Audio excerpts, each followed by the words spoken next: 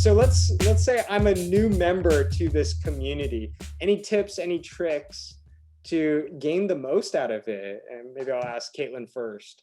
The first thing to keep in mind is that it can be very overwhelming. You enter a room that is kind of like everyone's shouting. Your left side screen is full of notifications. Every single channel has 3,000 people in it, and you have all these conversations that might feel overwhelming to try and catch up on.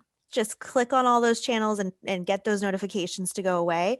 Don't worry about catching up. You're here now. You will get value from the community. If you have any burning questions that brought you to this space, use that search bar. Just type in what you're looking for, and it's going to pull up all the historical conversations so that you don't need to be catching up on 15,000 messages. Be sure to introduce yourself and talk about in your introduction, what are you hoping to learn? What brought you here? And what experience can you offer?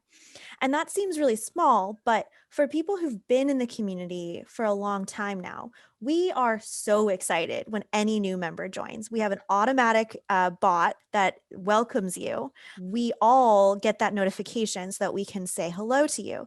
And so while it might be overwhelming to you to figure out, who is here, who can I learn from, what do I do, we can just learn and say, okay, this person shared that they're looking for information on this, this, and this. I will go ahead and extend a helping hand and share with them conversations or a channel to see. So we're here to help you. If you see anyone with admin in the maintenance community Slack next to their name, those are people who work on the community team here at UpKeep, and our entire job is to make your life easier. So feel free to tag or message us, and we will find you whatever answer you're looking for. And then if you see someone with expert next to their name, that means this is a person who has volunteered their time to put on a free webinar in the past, and most likely will in the future, and are actively there to answer any questions you have. Regardless of who is in Slack, there is no social hierarchy.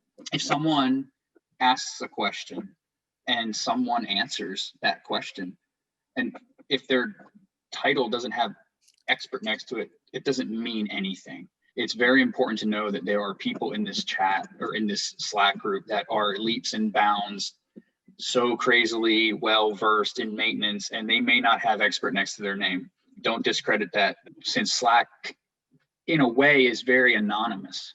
And what I mean by that is that there's no emotional or professional connections for judgment, and it really allows for true and free communication between peers.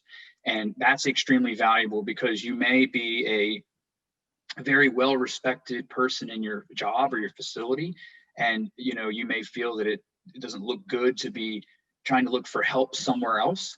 This is that place, right?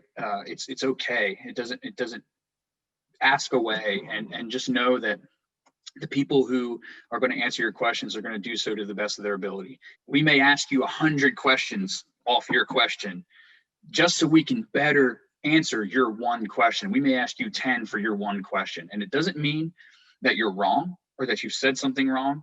It just means that we truly want to understand your question and genuinely give you our advice or our factual information that we may have.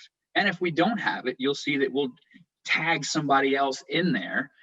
And if we do that, that doesn't mean we're saying, come look at this guy's dumb question. It means that guy knows what he's talking about, and he's going to come and help answer your question. A lot of companies do social good, and there is that like corporate social responsibility budget. What we saw is that there is this niche industry, maintenance and reliability, that often gets overlooked. And so what we said is, we want to do good, but we're going to do good for this industry that often gets overlooked. And we've dedicated part of our budget for doing good for the community.